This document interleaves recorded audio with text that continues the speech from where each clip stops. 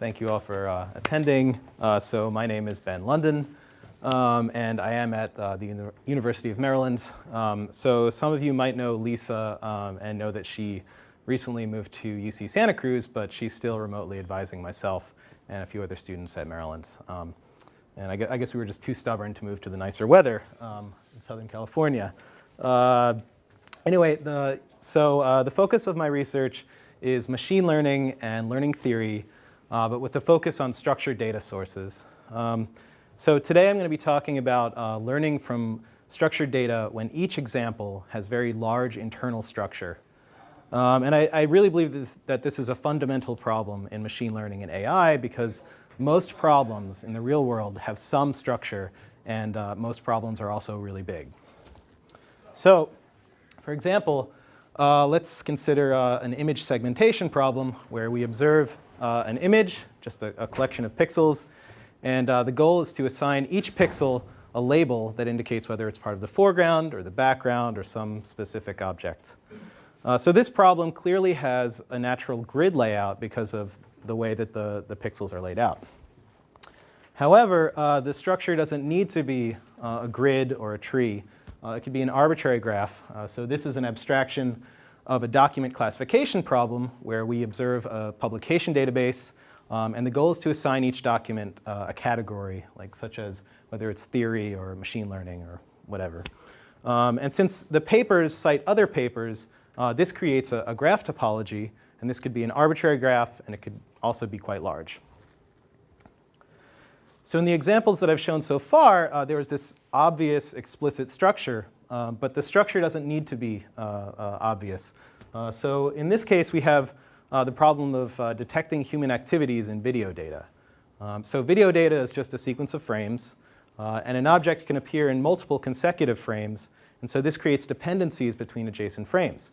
Similarly, it's often the case that actors that are close to each other in the scene are doing the same thing. So for instance, if actor A is walking and actor B is close to A, then it's likely that B is also walking. So what I'm getting at here is that the dependencies can be implicit, right? They don't need to be explicit in the data. So another interesting case of the structure kind of sneaking into the problem is when you're learning from big data. And so the idea is that when you sample more and more data points from some large source, it's likely that you're going to find dependencies in the data. So for instance, suppose we sampled a group of individuals from this population. As we sample more and more people, we start to see a network emerge, right? And this could be, it could have various types of relational links, like social and professional. So the reason that I'm emphasizing structure so much is that if we believe that the structure exists, then naturally we should try and exploit it when we model the data.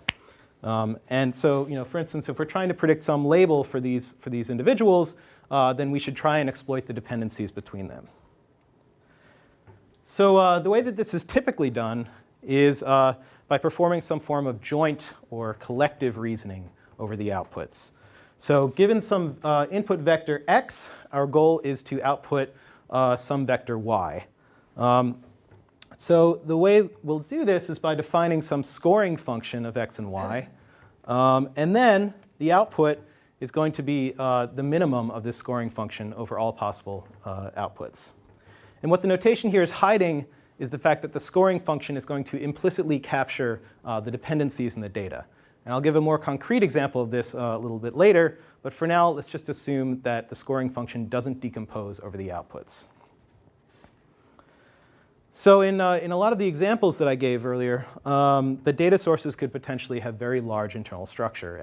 And this poses some interesting challenges in terms of modeling these data sources. And so these are the types of problems that I'm really interested in. So one challenge is how can we define these models quickly and also make them interpretable? Another really hard challenge is inference. So inference in general graphical models is notoriously an NP-hard problem. And so we need efficient approximations for general graphs.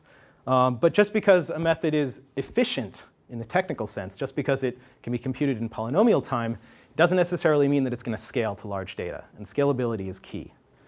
Now, I won't be talking much about these topics in this talk, but I thought I'd just go over some previous work that I've done just to highlight these projects because they might be interesting to some of you. So first, I've done some work with tensor decompositions to model multi-relational data. And this could have application in things like knowledge-based construction, like Project Aristo. I've also worked on a modeling framework that my group has been developing called probabilistic soft logic, or just PSL.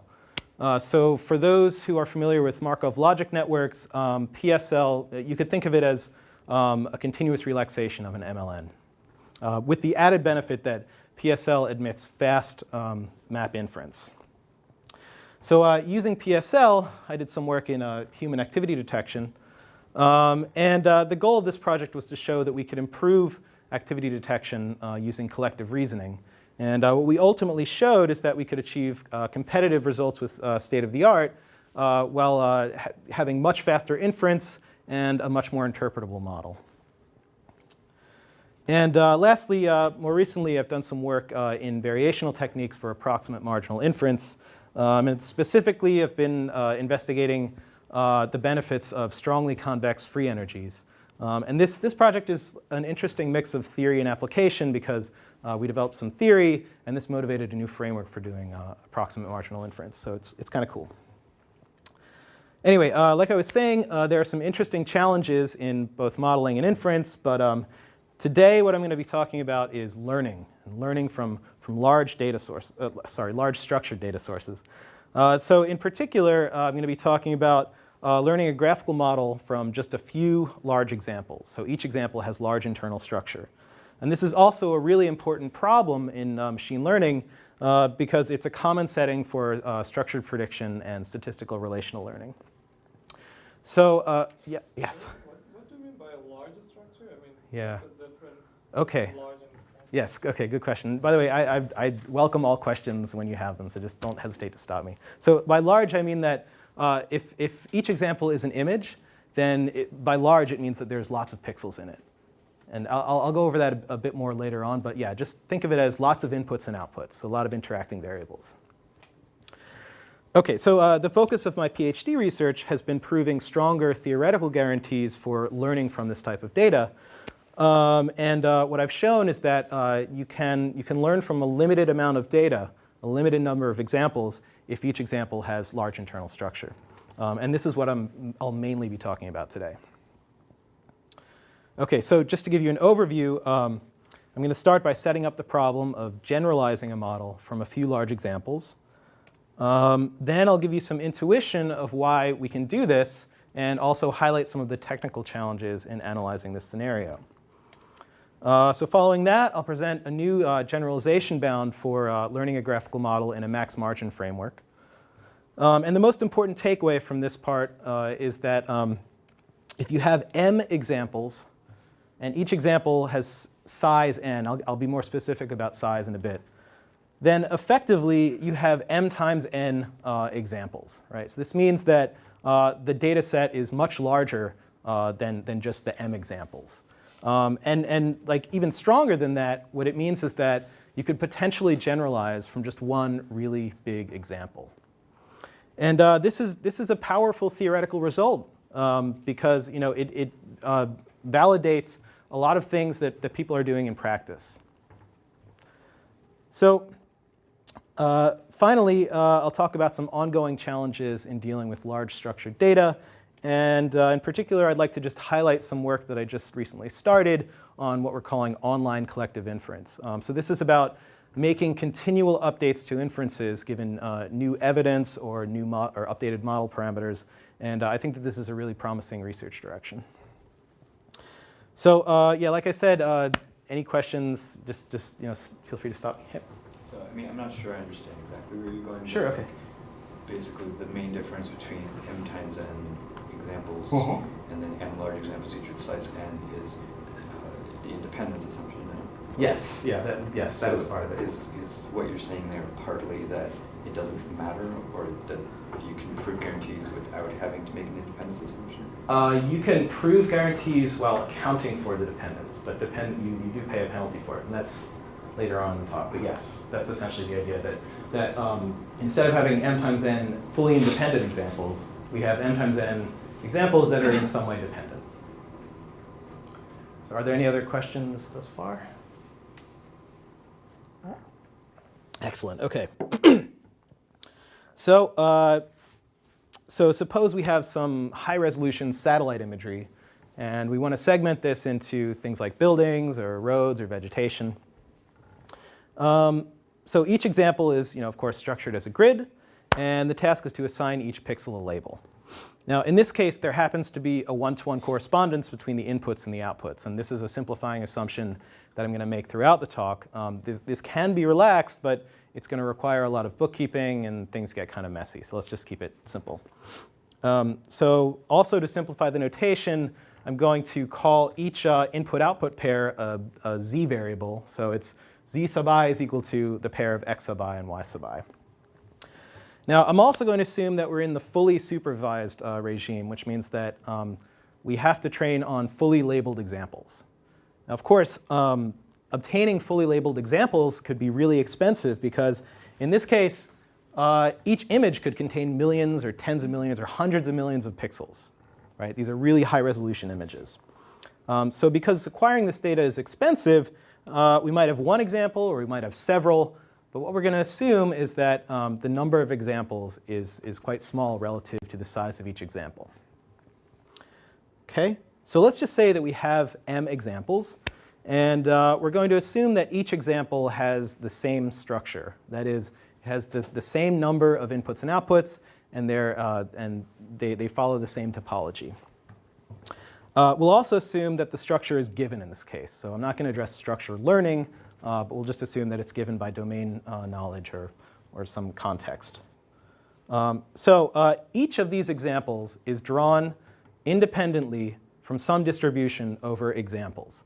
Okay, so in the image segmentation example, it means that each image is drawn from some distribution over images. So what this means is that each of these, or any two z variables that come from different examples are going to be assumed to be in some way independent. Yes? Are you assuming here that all images are the same size? Yes, yeah. So that is another simplifying assumption. Yeah. So these two z variables are independent. However, we assume that z variables that come from the same example are in some way dependent, regardless of whether they're adjacent. So it's important to note that we're not going to assume any generative process for the data a priori. Also, we won't assume that the data distribution comes from the same class of models that we're learning. So the model that we learn could be misspecified. Okay, so given the training set, we want to learn a model, and then we want to know how good is this model, right? So typically what we do is we define some loss function, L, and this takes as input a model and an example, and then it outputs some non-negative scalar that says how good the model is doing, where lower values are better. For instance, a common one in structured prediction is the normalized Hamming distance between the true labeling and the predicted labeling. Now, the quantity that we're really interested in is known as the risk, which is the expected loss over draws of a random example according to the distribution. Unfortunately, we don't know what the distribution is, so we can't compute this quantity. But we can compute an empirical estimate of the risk using the sample average over the training set, right? And this is the quantity that effectively most learning algorithms minimize, with the small caveat that it's often the case that the loss function that we're interested in does not admit efficient minimization. So in order to handle that, what we normally do is minimize a convex upper bound to this function. And I'll give an example of that later on in the talk. Okay, so given an empirical estimate of the risk, we want to know how close this is to the true risk. And this is the subject of what's called generalization analysis. So prior work used a more traditional analysis and came up with a bound that said that with high probability, the difference of these two terms is proportional to the square root of log of mn over m. And so here m is the number of independent examples, and n is the size of each example. So what this bound tells us is that as you increase the number of independent examples, this term on the right goes to 0, right? Which means that more and more images, let's say, gives you a better estimate of the risk. However, this bound doesn't decrease with the size of each example. And what I'm interested in is what we can say when m is small and n is very large. So in a series of papers, I basically showed that there are certain circumstances in which the bounds can decrease with both the number of examples and the size of each example. And this is a much more optimistic view than the previous work, because it says that you can in fact generalize from just a few large examples or even just one really big example, which is kind of exciting. So today I'm going to present just one application of these bounds, as I said, for max margin learning. And I'm not going to go into any of the details of the analysis, because that can get kind of boring. But if anyone is interested in talking about the derivation, I can go over it offline. I have some slides at the end of the talk. So just find me afterwards. So are there any questions thus far on the idea? That's good. OK. All right. So now I'm going to give you some intuition on why we can do this, so why we can generalize a model from just a few examples. And the big idea is actually quite simple. It's just treat each structured example as a collection of what I like to call the micro examples. So in this case, a micro example is just an input-output pair. So if an example contains n inputs and outputs, then it effectively has n micro examples.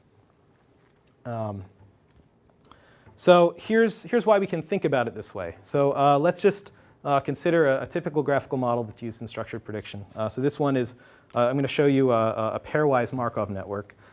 So first we define some features on the local interactions of the inputs and the outputs. And I'll call these the singleton features. Then we define some features on the pairwise interactions of adjacent labels. And this is effectively what captures the dependence in the data.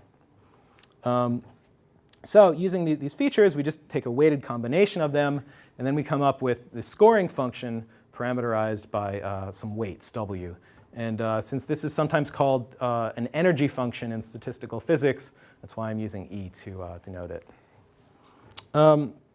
So using the scoring function, we can define a conditional probability distribution of the outputs Y given the inputs X. And if we define the output of our predictor as the configuration that maximizes this distribution, or equivalently minimizes the energy function, and we have what's known as max a posteriori inference, or just map inference.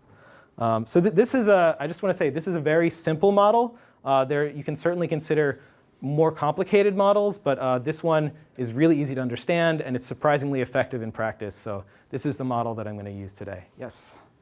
So I'm trying to follow the intuitions, and the thing that jumped into my head is, let's imagine that I'm doing topic classification on some documents, Okay. like the famous newsgroup example. Okay. And so I can think, if I understand you correctly, of documents as large examples. Yes. But of course, a document is composed of a set of sentences, sequence of sentences, each of which might be a small example.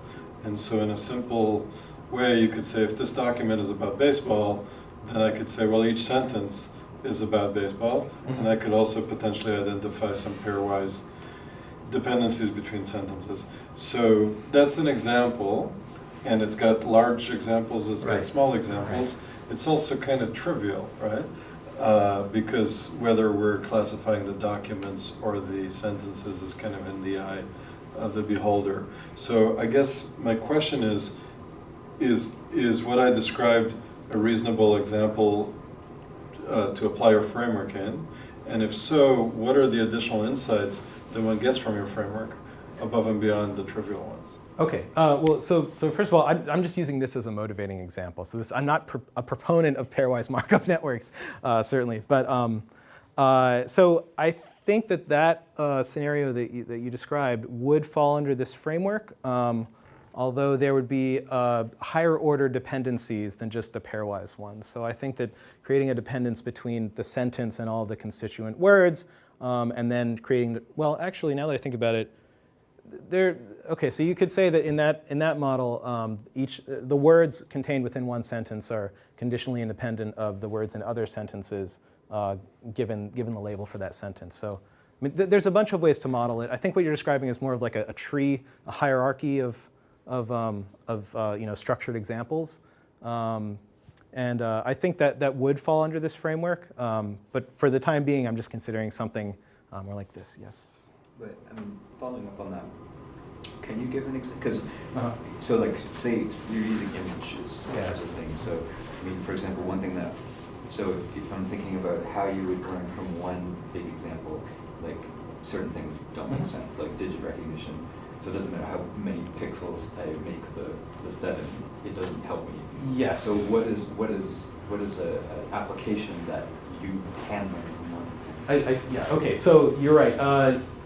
When classifying an image as like a digit, if there's only one label for the example, then that doesn't really fall into the framework that I'm talking about. So this applies to problems where each example has many labels to predict. So I guess instead of saying micro examples, you could consider it micro labels, right? So yeah. So I guess a good example would be, okay, other than image segmentation, yeah, something like in computer vision. I don't know. I'm not I'm not familiar enough with the problems. But yeah, anything where the things that you need to predict decompose over as a set. Does that make sense? Okay, and so in the next slide, I'm going to explain why this is actually possible. Okay, so the important property of this model that I'm describing is that we're using the same set of parameters for all of the singletons, and then the same set of parameters for all of the pairwise terms. And this practice is sometimes called parameter tying or templating. So in this model, we have a singleton template subscripted by S and a pairwise template subscripted by P. And so given some data, what we do is we instantiate the model by copying all the singleton terms to all the singletons, and then the pairwise terms to all the pairs. And this gives us the instantiated model. So from a modeling perspective, this is good because it lets us define models in terms of these local interactions instead of reasoning about global structure. And so you don't have to fix any given structure a priori, and so you can generalize the model better. So from a practical perspective, templating just makes sense. However, from the statistical perspective, templating is great because it means that the number of parameters that you have to learn is independent of the number of variables. And in practice, the number of parameters could be a lot smaller than the number of variables. And this is partly what enables the analysis. So does that give a better idea of what's... Okay. All right, so just to make things even clearer, I'd like to go back to the activity detection project that I talked about. So remember, we modeled this using a PSL model, or you can think of it as a Markov logic network. So the way that you define a PSL model or an MLN is by defining these high-level logical rules. So in this case, they're just horn clauses. And given an actual data set, the model is instantiated or grounded out to create a Markov network. Okay? And then given this Markov network, we can perform probabilistic queries such as map inference. And the thing to note here is that each logical rule is associated with a weight. Okay, so learning the model is equivalent to learning the rule weights.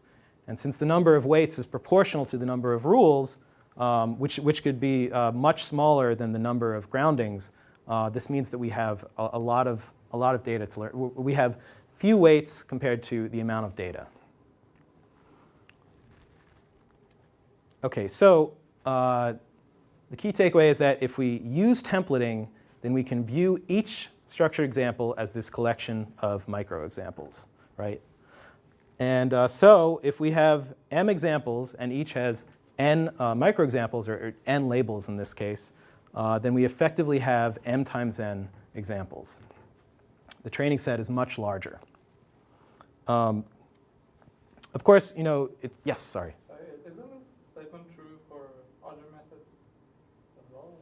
for other methods. Like any other method, so we have a few set of parameters and we have a lot of Yeah. data. So that's what I'm trying to understand. What's the difference between your work and other Sure. other work? Okay, so yes, the intuition is very simple. It's fewer parameters, lots of data. You can learn a model very, very accurately.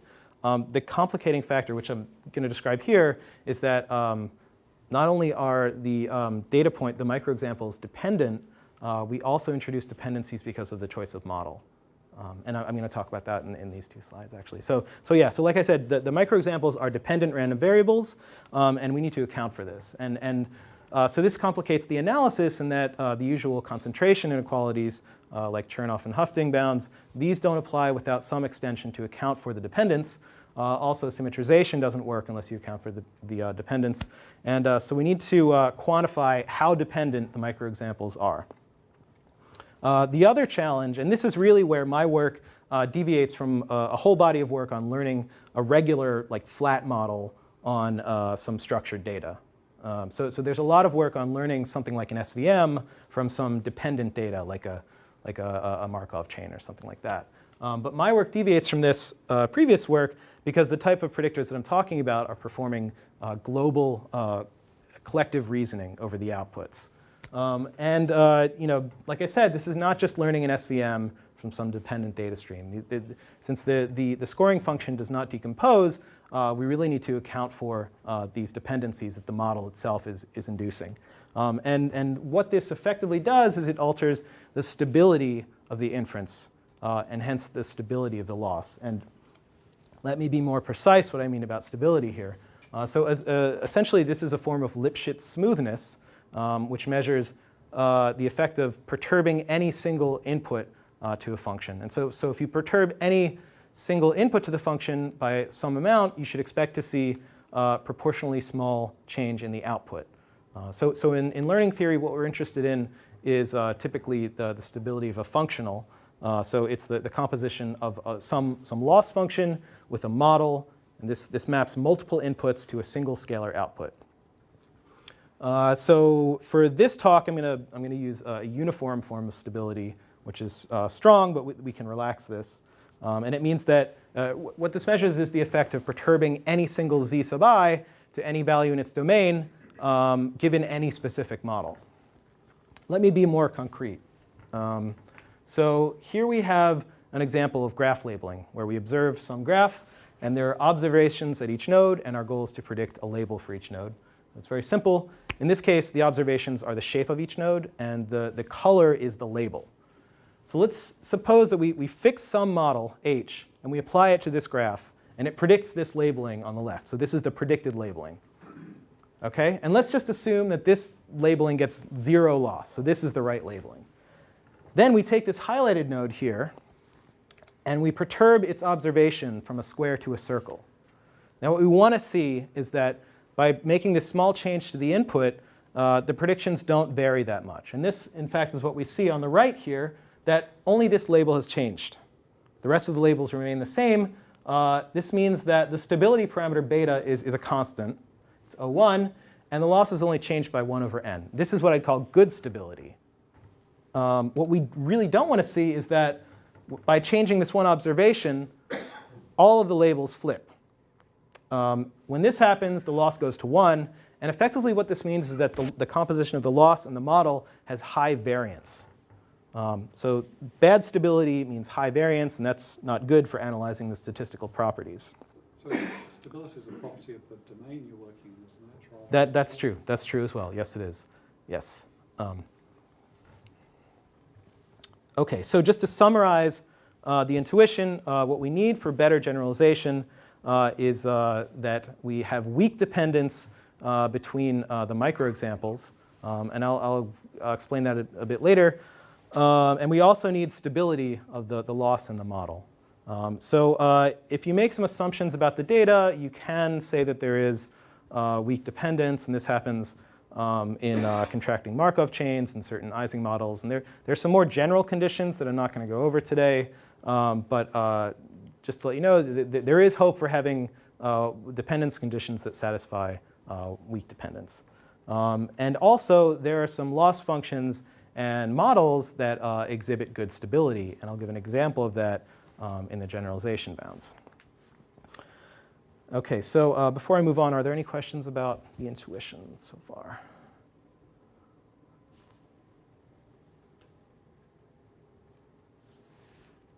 OK, so the risk bounds that I've developed in my PhD work are very general, and they apply to general classes of models. So I thought it would be better to just give you an example of the bounds for the pairwise Markov networks that I described earlier in a max margin learning framework. And this is some recent result. So remember that we have some singleton features and some pairwise features. And we'll just be even more explicit here. Let's say that the observations at each node are bounded in the unit hypersphere. Okay? And also, we'll just say that this is a discrete labeling problem. So we'll represent the labels by the k-dimensional basis vectors. And this just corresponds to k discrete labels. OK, so since both of these are represented by vectors, we'll just define the features as Kronecker products of the inputs. So the Kronecker product is just a simple linear combination. So these are simple linear features, but this is actually quite common in practice. So remember, in this case, the weights are templated. And because of this, what we can do is aggregate the features over all the singletons, and likewise aggregate the features over all the pairwise terms. And this gives us this aggregate feature vector bold F, which we can then just dot product with the weight vector. And this gives us the energy function that we're minimizing in inference. OK, so this is the model that we're going to be talking about. Now, to train the model, we're going to use Ben Taskar's max margin framework. So what we want to minimize here is the Hamming loss, or the normalized Hamming loss. But this would require combinatorial optimization. And so what we actually minimize in max margin Markov networks is this structured hinge loss. So for those familiar with SVMs, the structured hinge is just the structured version of the hinge loss. So the difference here is that the structured hinge wants the correct labeling to be higher than all other labelings, to score higher than all other labelings by a margin that's proportional to the Hamming distance. So if you have the correct labeling y and you have some alternate labeling y prime, what we want is that the score of y is up here and the score of y prime is down here, and that this margin is proportional to the Hamming distance between these labelings. That's the structured hinge. Now, so what we actually want in the end is to minimize the expected Hamming risk, so the expected Hamming loss. But what we're going to do is minimize the structured hinge on the training sample. And so what we want to bound is the difference of these two terms. So just to jump to the result, what we get is a new and improved risk bound for max margin Markov networks. So this bound assumes that the maximum degree of the model, capital delta, is constant with respect to the number of variables. And this is actually an assumption that holds in a lot of problems, like in image segmentation. If the graph structure is a grid, then the maximum degree is 4, which is clearly independent of n. I'll be upfront, it doesn't hold for some other real-world problems like natural graphs. And this is something that we're trying to get around. I'm also going to assume that the parameters are bounded in the unit hypercube. And this is a simple assumption that can be removed with some additional math, but it just gets a little bit messier. OK, so if these assumptions hold, then with high probability, the Hamming risk on the left is upper bounded by the structured hinge training error, plus this term on the right that should go to 0 as we increase the effective size of the training set. Yes? You mentioned something about the weak dependence. Is that part of this risk bound somewhere? Yes, it is. Yes, it is. Yes. I will get to that in just a second. So yeah, so I'm not going to go over the proof of this, but I will highlight the terms in the bound, because that is part of it. OK, so the first thing that we find, and so this is the really interesting part of this bound. This is what it tells practitioners, right? Because theory in a vacuum is just kind of useless. But what this bound is telling us is that if we use templating, if we limit the number of parameters, then we effectively get better generalization. So you can imagine a scenario that in which we have a unique parameter for each singleton in the graph. Okay? This would mean that this parameter d here, this value d would scale linearly with the number of singletons, which is n. And we would effectively have d over n, and that would cancel out any benefit that we get from having n in the denominator. But if we assume that we're templating the model, this means that d over n is going to be a small fraction. OK, so the next thing I want to highlight is the maximum degree of the model's graph. And I think that this is a really interesting takeaway because it highlights something that practitioners can use. Remember,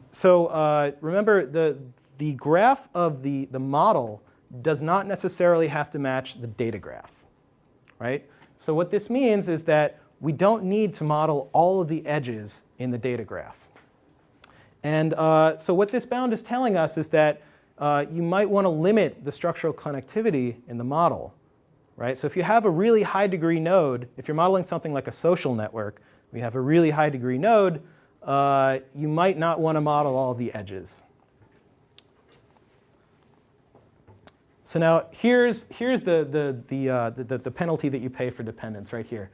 So this unassuming looking little term right there is actually hiding some scary math, but this is what's measuring the dependence in the data distribution. So we have what we're calling the dependency matrix, theta, and this is an upper triangular matrix of what are called eta mixing coefficients. This is the name that Arya Kontorovich gave to these in his work. And I don't want anyone to try and understand what this scary math is saying because it would take a little while to explain what's going on here. But effectively, what this is measuring is the decay of influence as a function of proximity. So if you imagine that there's some graph topology in the data distribution, like let's just assume that the distribution is some sort of Markov network, then the eta mixing coefficients measure how influence decays as a function of graph distance. So the only thing that you need to take away from these slides is that the norm of theta measures the worst case decay of influence. And so let me just go back to the bound. You can see we have norm of theta over root n. So if theta is some polynomial of n, then that would be strong dependence. And unfortunately, we can't say anything about that yet. We're working on it. However, if the norm of theta is sublogarithmic, or even better, if it's constant with respect to n, then we have weak dependence, and then we can say something meaningful, right? Then that's where this bound is meaningful. Yes, OK. I thought there'd be a question on that. Yes, or who first? So with regards to the previous question about if you assume complete independence, does that boil down to the other approaches? Yes, yes, it does, actually. So this bound, yeah, if you assume that actually the structured example doesn't have any structure to it, then yeah, we get previous bounds. And so you kind of skipped over a little bit of that. You're taking the infinity norm here, so you're saying if there's even one dependence that kind of couples all the way through scaling with n, then you're just totally lost here. Yep, okay. Unfortunately. These are maybe not the best dependence coefficients to use, but they give us exponential concentration bounds, essentially. So there might be weaker less strong dependence requirements that give you less good bounds, essentially. OK. All right, so moving on, the most important takeaway of these bounds is that we have the number of examples and the size of each example in the denominator here. And this means that you could potentially generalize from just one really big example, which is something that people often do in statistical relational learning. And this is a really powerful result for that reason, because this is validating what people are already doing, but kind of lacked a rigorous theoretical justification for. OK, so what we can already say in theory about learning from large structured data sources is great, and it's a huge improvement over what was previously known. There's a number of ways that we can extend this work, but frankly, I think I'm more interested these days in what the theory is telling us and what we can do with it. So I'm just going to skip that and just move on to the algorithmic challenges. So one consequence of the bounds that I already briefly talked about is this trade-off in model structure and stability. Because we have the maximum degree of the model structure in the bound, this is saying that we might want to fit the data on, or fit the training data on one hand, but then we have to balance the stability of the inference on the other hand. And if we have very unstable inference, then this could lead to overfitting. So an interesting thing would be to somehow minimize the bound directly by optimizing the model structure. So this, I guess, would get to structure learning. And I saw an interesting example of this actually at last year's NIPS, and I think it's like a good start. On a related note, since the bounds require this dependence measurement, it would be good to have efficient algorithms to actually compute these coefficients so that we could really directly minimize this risk bound. And then, so finally, so this is an awkward segue, but it's kind of related to what I've just been talking about. There's this idea of updating inferences in response to new evidence or new model parameters. So this is important during training because during training you're doing multiple rounds of inference conditioned on updates to the parameters. But really where I think this is really important is in deployment. Because often in deployment, you need to make continual updates to your inferences conditioned on some new evidence. So I think this is a really important problem in AI, so that's why I just wanted to highlight this work. And this is, we just started this work a few months ago, so this is kind of preliminary. So suppose that we are building a knowledge base, and we can, something like Project Aristo or CMU's NEL or knowledge graph. So we can represent this as a huge graphical model where the predicates become the variables. So to collect evidence, we might have some robots that go out and collect some noisy facts from the internet, and then we combine these and we perform some sort of global inference over all of the unknowns, and we could do things like predict new facts or resolve mentions to their canonical entities and things like that. So in this example, we have some evidence that Homer Simpson works with Mr. Burns, right? And so we might then want to reason about whether each of them works at the nuclear power plant. I forgot to mention, let's just assume that, so we have this large graphical model, and let's just assume that there's some offline nightly process that runs full inference on this huge graphical model, right? So inferences, it might take hours to run inference. So let's just say that there's some nightly process that runs the full inference. However, the thing is that during the day we're collecting more and more facts, right? So we have this gradual stream of new evidence coming into the model. So given this new evidence, we want to update our predictions. Like for instance, given some evidence that Mr. Burns works at the power plant, we want to update whether Homer Simpson works there. But the thing to remember is that this model is so big that performing inference online would be infeasible. And so what I'm interested in, and what we've been exploring, is not just doing efficient updates to inference, but actually scalable updates.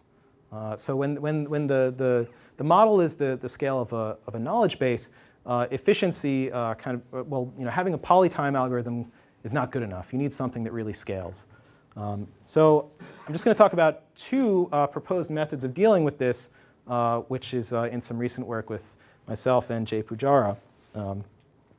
So one strategy is if we know that we have this offline process that computes the full inference result, let's just wait, right? Yes? Sorry, but just to clarify, yes. when you say efficiently, it seems like by that word you mean polynomial time. Yes. But when you say scalably, you haven't even I haven't described, yeah. defined it. Are you saying a lower order polynomial, or are you saying something about the distributed computation? What's scalable? Right, so it could be just that there's some budget of computation. Right? So yeah, it could be a lower order polynomial. It could be, let's say, like 50% of the variables. You can update that. So it's something that it's defined by the context. So in actually the next idea, let me just go to that, is that let's say you only update certain variables. Let's say you have some budget of 10% of the variables you can update, right? Or it could be just a function of the number of variables, right? It doesn't need to be a percentage. So if you only update certain variables, the computation could still be exponential. Well, let's Yes, you're right. It could still be. Let's say that we have we have polynomial time inference, but we're only updating certain variables. And this is the case with PSL, actually. So we can do efficient map inference that scales with roughly linearly with the number of factors in the graph. But if that's enormous, then you just can't do that. So yes, we have the deferment strategy, and we have the strategy where we say, OK, we have a budget to update X number of variables, and we'll just keep the rest of them fixed. Yes? So by efficient map inference on a PSL, you mean like not exact inference? OK, so it is exact inference in PSL world, because PSL creates these models that we call hinge loss Markov random fields, which are continuous valued Markov random fields. Because the actual random variables are assumed to be continuous valued, we can do exact inference efficiently. However, if you view a hinge loss Markov random field as a relaxation of a Markov logic network, then what you have is an approximation. But actually, one of my lab mates just had a paper accepted at AI Stats that shows that you get some decent approximation guarantees. So. OK, so I'm just going to briefly highlight the work that we've done on these ideas here. So what we're looking at is two fundamental problems, or I think they're fundamental problems. So one is, how do we bound the difference between a full inference result and some partial update? And this is a general question that we can specialize to talking about those two approximations that I gave on the earlier slide. The second question, which is related to this, is how can we choose the best partial update to the variables? So if we are going to make updates online, how can we choose the best set of variables to update? So we've made some progress, and this is a combination of theory and practice, and it's really kind of neat. So on the theory side, what we can show is that we've derived what we're calling an inference regret bound. And this is a very general bound that upper bounds the normalized L1 distance between a full inference result and a partial update to inference that's conditioned on some fixed variables. This specific bound is for PSL models, because that's what we were working with, and for PSL models that are strongly convex. Now, by strongly convex, I basically mean that, so this is a convex curve, but it has some linear regions. And then this green line is strongly convex because it has curvature at all points. So you can have PSL models that are strongly convex if you add an L2 prior, essentially. So anyway, this regret bound that we've derived, the most important quantity here is this delta term, which is the L1 distance from the fixed values, so the set of variables that you fix, to what they would be in the full inference result. So it's not obvious from this, but this bound actually handles both scenarios that I talked about earlier, where, so the first one is we get some new evidence, but we defer inference until later. And the second scenario is that we make some continual updates, but we want to know how bad these updates are in relation to what they'd be with full inference. So this bound captures both of them. And actually, the good news is, even if we choose the deferment strategy where we don't do anything, the regret here is proportional to the square root of delta. And delta, if this is new evidence, right, delta will be, in the worst case, much smaller than the size of the model. So that's cool. Just to show you that this actually means something, we tested this on a synthetic data set. This is a graph labeling problem where, again, we have a graph, and there's labels at each node. Some of the labels are revealed. The other ones, we get a noisy observation of the label. And using this data, we can actually empirically measure the regret for some random sample of observed nodes. So in this plot, the x-axis is the number of revealed nodes, and the y-axis is the regret. The dotted line here, I don't know if you can see it, this is a scaled version of the regret bound. And the colored lines are this is the regret of the deferment strategy under various data generators. But the important takeaway here is that the shape of the regret bound roughly matches the shape of the actual empirical results, which is cool because it says that we have the right shape of the bound, albeit it's a bit loose. So deferment might be an okay strategy, but sometimes you want to actually make some online updates. The trick to doing this while minimizing regret is to minimize this delta term. Remember, this delta is the L1 distance between the values that you fix and what they would have been in the full inference update. So it turns out choosing the, so the strategy for minimizing delta at a high level is choosing the variables that you think aren't going to change given new evidence. And so it turns out this is equivalent to the NP-hard knapsack problem. And so we can't solve this exactly, but what we did is we developed some heuristics based on our knowledge of the specific map solver that we're using for PSL. So what these heuristics do is that they fix a certain percentage of the nodes and then perform inference on the remaining unknowns. So we pick some set of nodes to fix based on our heuristic. We fix them to their previous predictions, and then we perform inference on the remaining ones. So right here I'm showing results for fixing 50% of the nodes, which is kind of unrealistic because in online updates you probably want to fix far less than that. But what we found is that by fixing 50% of the nodes, we get a 65% speed up in overall performance. And we tried different percentages, and the performance scaled roughly, I don't want to say linearly, but like logarithmically with that. So it's kind of cool. Now what the plots are showing, this is slightly different from the previous plot. On the left we have the inference regret, but this is relative to full inference. So at each epoch here, we have the regret of some method with respect to rerunning the full inference, given the new information. The dotted line here is the deferment strategy. So this is the regret of the deferment strategy relative to full inference. The colored lines, in this case, are our heuristics. So what this is showing us is that by making online updates, we minimize regret relative to, relative to full inference, and we do a better job than just deferment, which that just validates our intuitions. But the really cool thing is on the right. This is the mean average error with respect to ground truth. And what you really can't see in this plot is this black dotted line here, which is full inference. This is the error of full inference. And of course, it decreases as we get more evidence. But what this is showing, the reason that you can't see it is because all of these colored lines here are basically on top of it. And what this means is that you can use this heuristic that gets you this speed up in running time, but gets you little degradation in accuracy. And that's really cool. Yes? Oh, 4 minutes? OK, I need to hurry through.